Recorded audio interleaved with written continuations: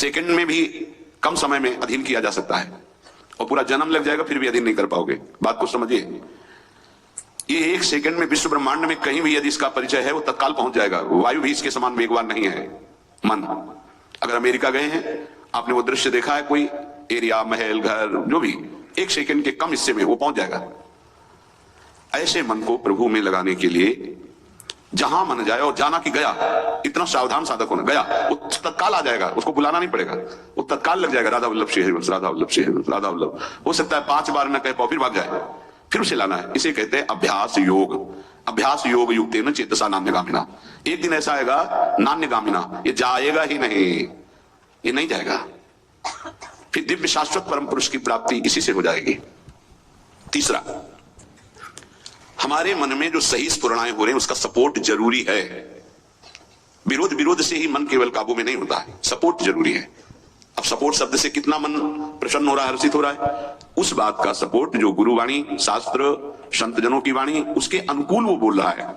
चलो आज हम तुम्हारी बात पूर्ण कर देते हैं। वो कहता है मुझे आज मीठा खाने की बहुत इच्छा है, ठीक है, हम श्री जी को भोग पधराते हैं, नाम कीर्तन करते हैं, आचमन कराते हैं, फिर उसको पा लेते हैं। बिल्कुल वो आपको भजन में विरोधी भाव नहीं पैदा करेगा। कहीं कहीं मन को सपोर्ट करना है, वो कहीं कहीं शास्त्र सम्मत गुरु आज्ञा के अंतर्गत सपोर्ट जरूरी है, जरूरी है। बिल्कुल विश्वास मानिए, ये 4 बातें जो बता रहे हैं ये जीवन की धरोहर है जो आपको दे रहे हैं। चौथी बात, जो शास्त्र विरुद्ध दोष वाली सलाह दे रहा है, बिल्कुल नहीं, बिल्कुल नहीं, बिल्कुल नहीं। जैसे वो जरूरी है सपोर्ट, ऐसे बिल्कुल सपोर्ट नहीं, बिल्कुल सपोर्ट नहीं, बिल्कुल नहीं। अब वो आपको जलाएगा। जैसे सपोर्ट शब्द से हर्षित हो गया, ऐसे बिल्कुल नहीं शब्द से वो शोकित हो जाएगा, अब आपको उदास कर देगा। जब उदास वो होगा तो आप उदास हो जाएंगे, कहीं मन नहीं लगेगा, आपको लगता है अब तो जीवन बेकार हो गया। तो मन लगना ही जीवन है क्या? अरे अभी आप समझे नहीं।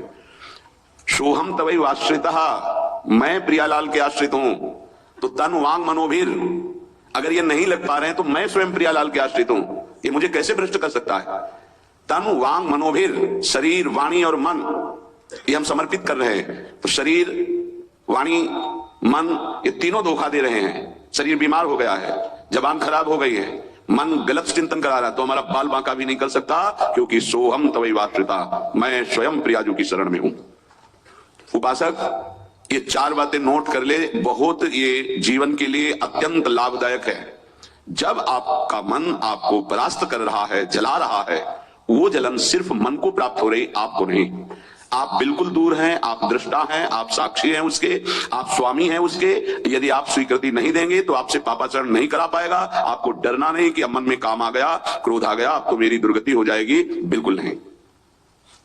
देखो देखो जरा इस पर विचार करो, क्या शरीर को त्याग देने से परम पद मिल जाएगा, दुखों की निवृत्ति हो जाएगी, क्या निर्विकारता आ जाएगी? नहीं। ऐसे शरीर को नष्ट करने वाले को प्रेत योनि मिलती है। प्रेत योनि महाभयानक कष्टदायी, जिसमें वो दरिया के समीप रहते हुए बूंद पानी नहीं पी सकता, केवल वायु भक्षण करके वो जलता रहता है। कितने समय तक इसकी कोई सीमा नहीं है, युग युग बीत सकते हैं। ये मन जिसको तुमने अपना माना, कितनी दुर्गति का रास्ता चयन करा दिया। उपासक मस्ती सीखे।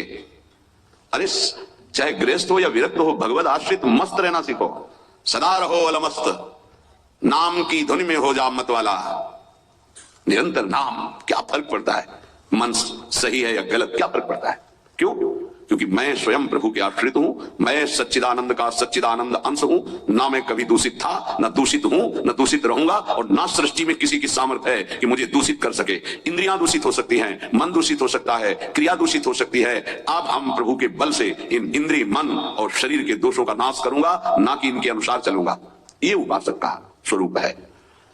व्यथा, इंद्रिय प्रमथन स्वभाव वाली, मनुष्य प्रमथन स्वभाव वाला, इनके मथित होने पर, मनमथ नाम है काम का, वो इनमें बैठ करके ऐसा प्रमथन करता है, ऐसी व्यथा उत्पन्न करता है कि साधक का तदात्म भाव होने के कारण वो असहनीय हो जाता है और वो गलत संकल्प और चेष्टा में उतर जाता है। इसी को सह गया सो महापुरुष। यम ही न व्यथयन्ते ते पुरुषम पुरुषर्षभ।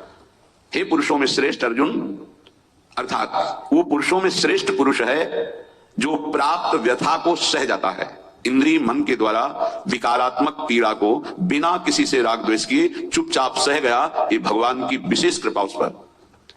हमारा मन क्या बुद्धि के साथ सोचवाता है कि जब हमें जो काम सताया, लोभ मोह ममता जो भी, हमें वो तत्काल मिल गया और हम शांत हो गए तो सौभाग्य समझते हैं।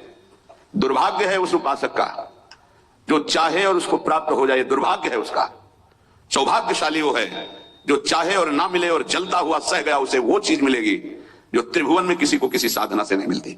यम ही न व्यत्यंते ते पुरुषम पुरुषर्षभ शम दुखा सुखाधिरम स्वमृतत्वाय कल्पते। वो अमृत पद का अधिकारी हो गया, वो अमर हो गया, अविनाशी हो गया, वो अविनाशी पद में आरूढ़ हो गया जो इस